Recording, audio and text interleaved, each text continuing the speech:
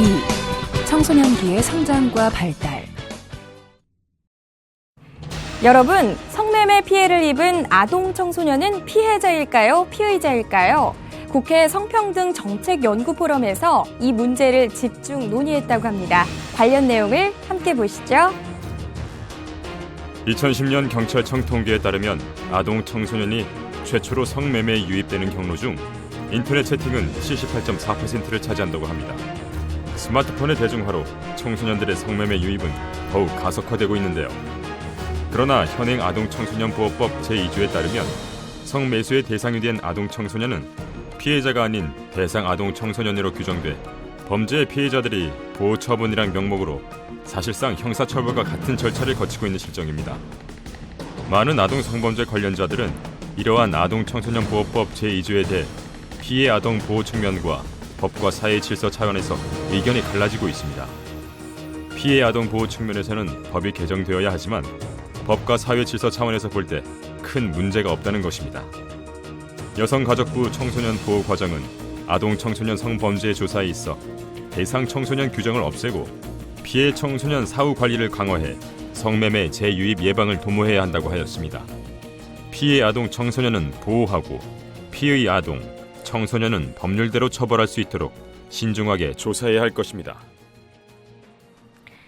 경찰관 여러분도 청소년 관련 범죄 해결에 있어 이러한 청소년기에 대한 이해가 선행돼야 할 텐데요.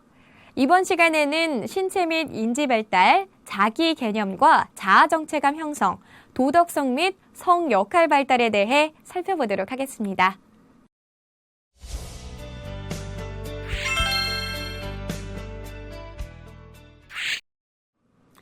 청소년기는 신체와 인지가 동시에 발달하는 시기입니다. 청소년기에는 신장 및 체중의 증가와 함께 3, 4년간에 걸쳐서 성장 급등이 일어납니다. 학령기의 신장 증가는 주로 사지가 길어짐에 따라서 일어나지만 청소년기에는 주로 몸통이 길어지며 또 청소년기 이전까지 남아와 여아는 외관상 커다란 차이가 없지만 성장 급등과 더불어서 골격과 근육이 발달하게 되면서 외모에서의 성차가 발견됩니다. 사춘기는 청소년기를 알리는 지표이고 생물학적인 생식 능력을 갖게 됨으로써 성인기의 시작을 의미합니다. 사춘기에는 2차 성징이 나타나게 되는데요. 2차 성징은 청소년기에 들어서면서 성호르몬의 분비에 의해 나타나는 신체상의 형태적, 기능적 성차 특징을 의미합니다. 청소년의 성에 대한 태도는 문화에 따라 다르게 나타나는데요. 청소년의 성적 행동은 사춘기의 생물학적 변화를 비롯해서 사회경제적으로 지위나 종교, 인종 등 다양한 사회 인구학적 특성에 의해서 영향을 받게 됩니다. 쌤, 잘 계시죠? 저 이제 중학생이에요. 얼마 전에 MT도 다녀왔어요.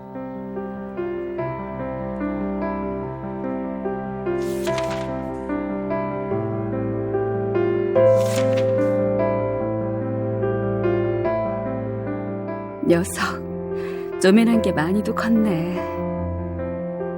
그때가 엊그제 같은데.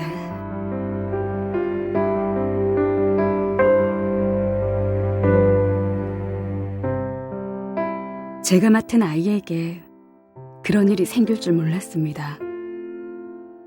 성범죄 피해로 고통을 받고 있을 줄은요. 뭐라고? 괜찮아.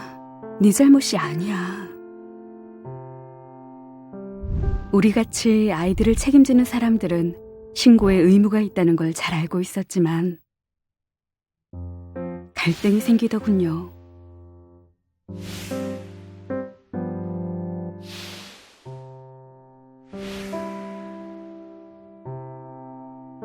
신고를 해야 하나? 하지만 어느 쪽도 쉽게 선택할 수 없었습니다. 신고를 하는 것도 여러 가지 방법이 있더군요. 상담을 해보고 신고하는 게 나을 것 같았습니다.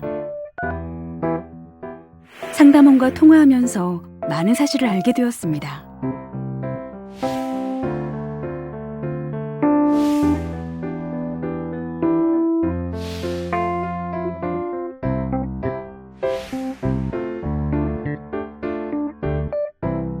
상담원에게 상담을 받은 결과 아이와 이야기를 나누고 부모님을 설득할 수 있었습니다. 그리고 해바라기 센터로 향했습니다.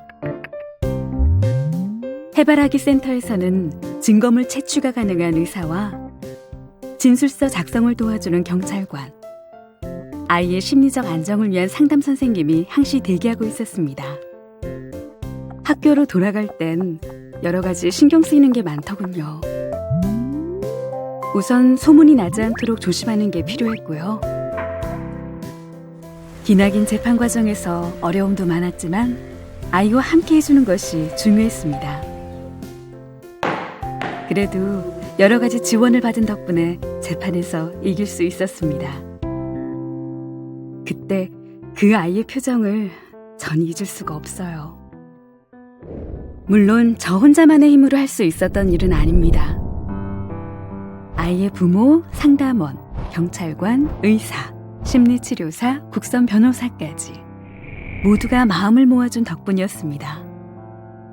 이는 피해자뿐만 아니라 우리 모두의 안전을 지키는 일이었습니다. 이를 위해 나라에서는 성범죄자의 취업을 제한하는 취업 제한 제도와 가해자가 재범을 하지 않도록 교육과 상담을 하는 제도가 있습니다. 더불어 성폭력 없는 문화를 만들기 위해 교육을 하고 있는 성문화센터도 있습니다. 아이를 지키는 건 우리의 미래를 지키는 일입니다. 아이들의 밝은 미래가 우리와 함께할 때 우리의 미래도 밝게 빛날 것입니다. 신고는 선택이 아닌 우리의 의무입니다.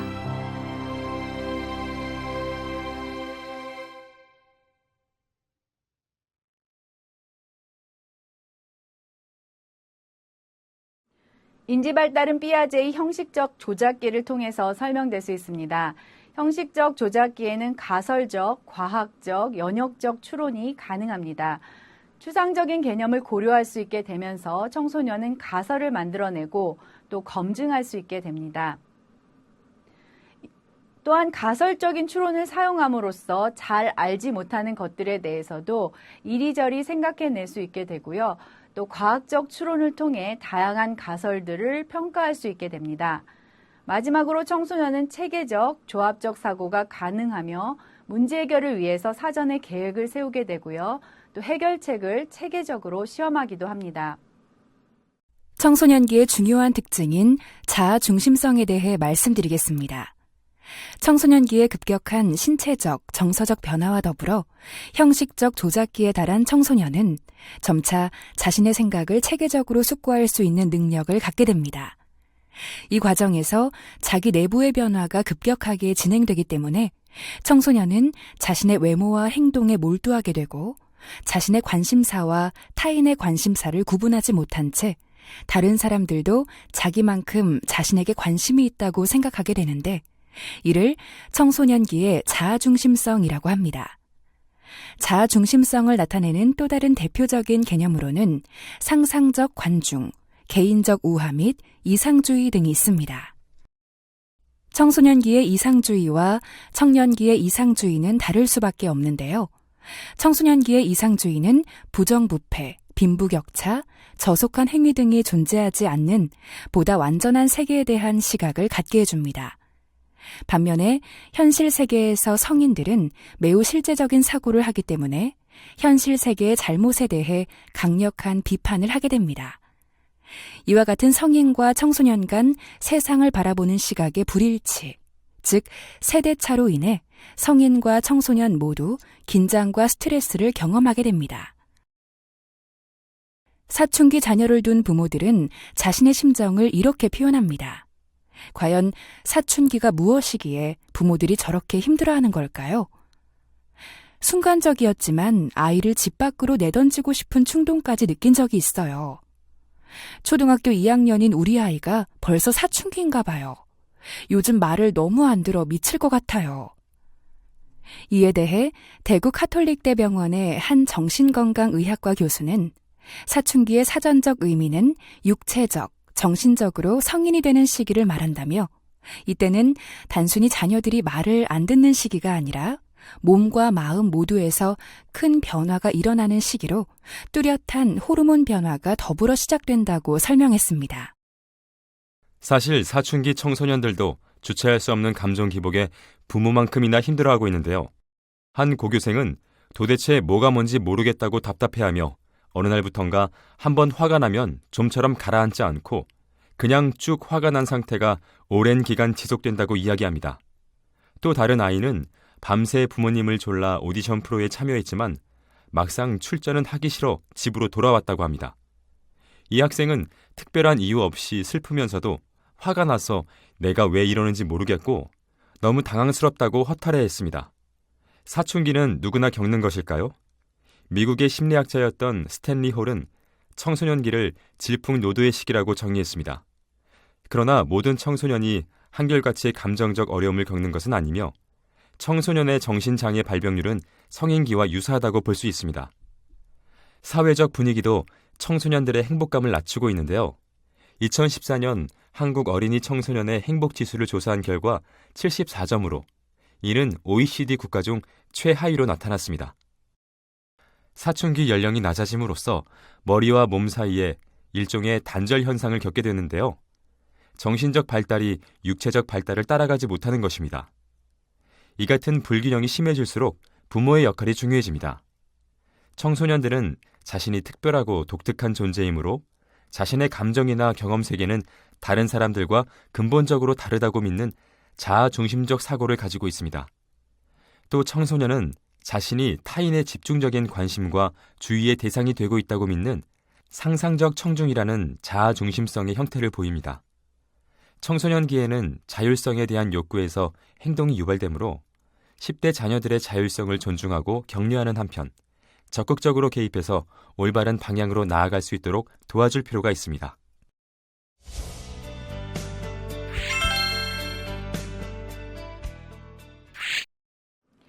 이번에는 자기 개념과 자아 정체감 형성에 대해서 알아볼 텐데요. 우선 자기 개념이란 무엇일까요? 자기 개념은 자신에 대한 자각과 평가를 의미합니다. 청소년기의 자기 개념의 특성은 다음과 같습니다. 첫째, 청소년은 아동보다 더 다양한 영역에 걸쳐서 자신을 지각할 수 있습니다. 둘째, 아동 및 청소년 초기에는 자기 개념이 다양하게 분화되어 있어서 하위 영역 간에 서로 모순과 불일치를 보이기도 합니다. 셋째, 청소년들은 자아에 모순되고 불일치한 특성을 통합하는 과정에서 선입견을 갖기 쉽다라는 점입니다. 마지막으로 대부분의 청소년들은 자신의 실제적 존재에 대한 현실적인 자기 개념과 미래의 자신이 되기를 바라는 자아에 대한 열망 또는 그렇게 되어야만 한다는 신념인 이성적인 자기 개념을 가지고 있습니다. 자기 개념에 영향을 미치는 요인은 다음과 같은데요. 첫째, 청소년기의 자기 개념은 인지 발달에 영향을 받습니다. 둘째, 자기 개념은 청소년들에게 의미 있는 타인으로부터 결정적인 영향을 받습니다.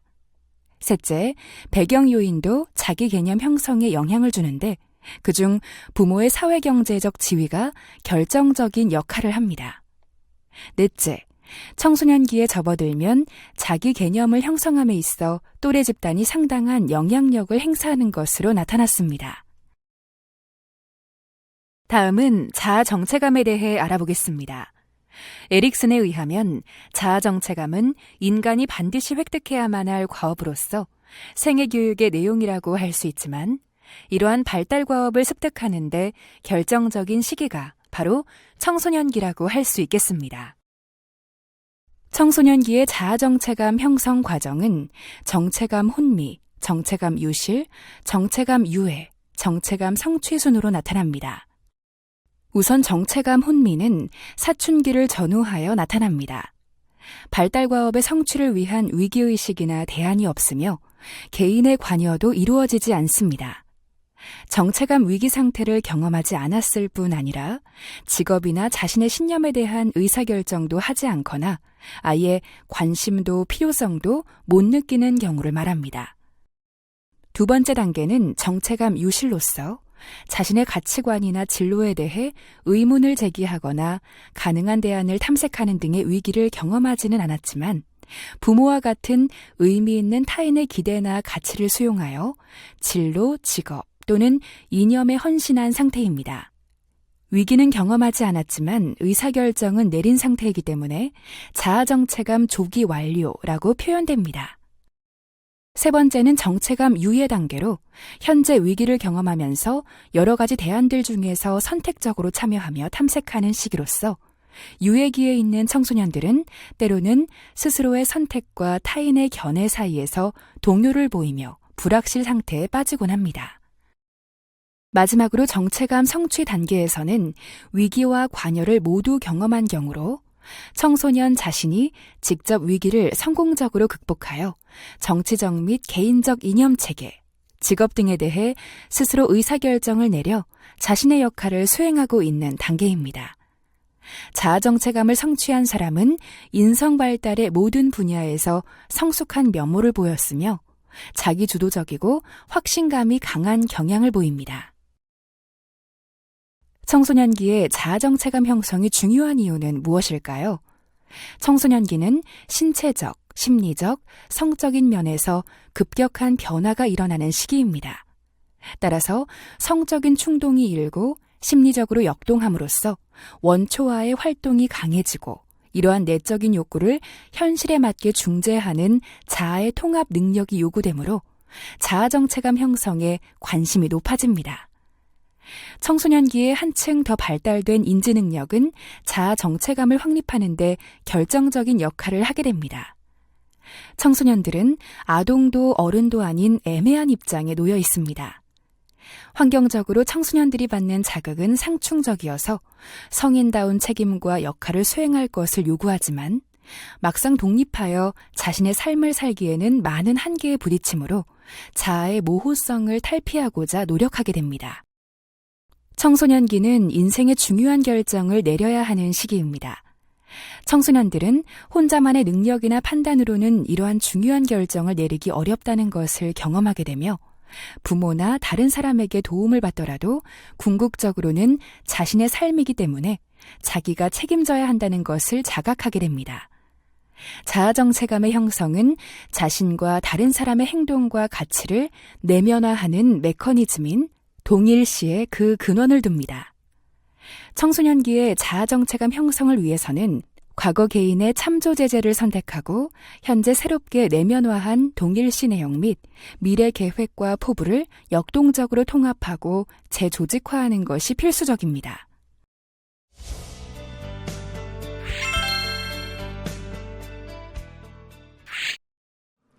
이번에는 도덕성 및 성 역할 발달에 대해서 알아보겠습니다.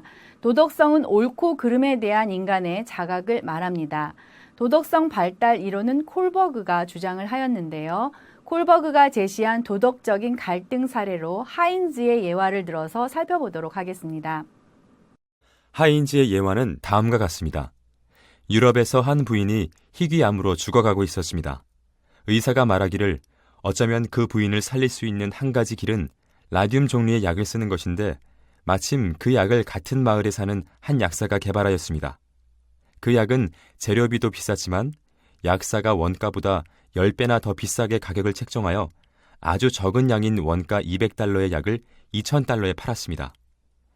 부인의 남편인 하인즈는 그 약을 사려고 여기저기 돈을 꾸려 다녔지만 약값의 절반인 1000달러밖에 구할 수가 없었습니다.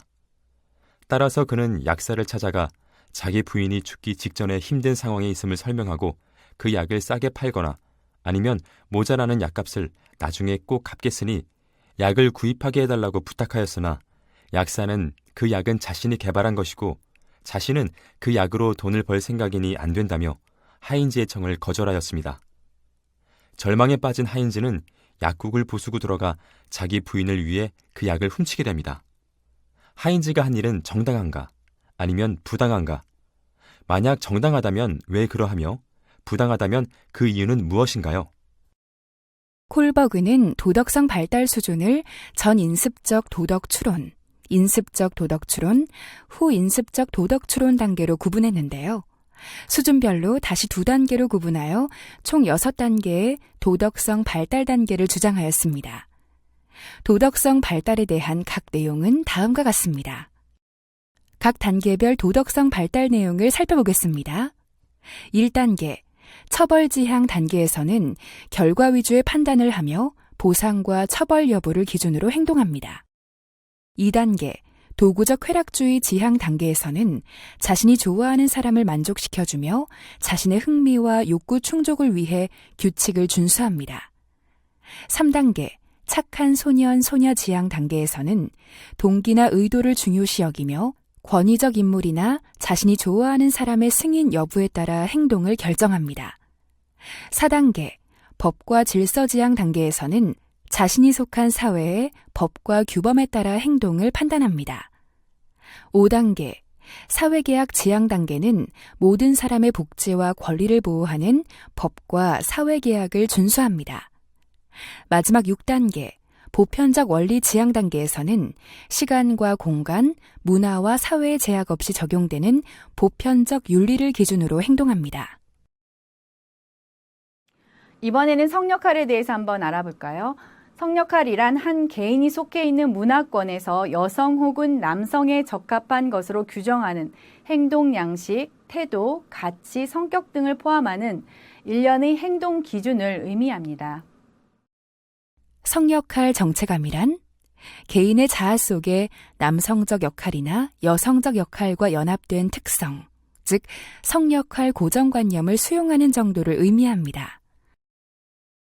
성역할 정체감은 총 4개의 유형으로 구분됩니다.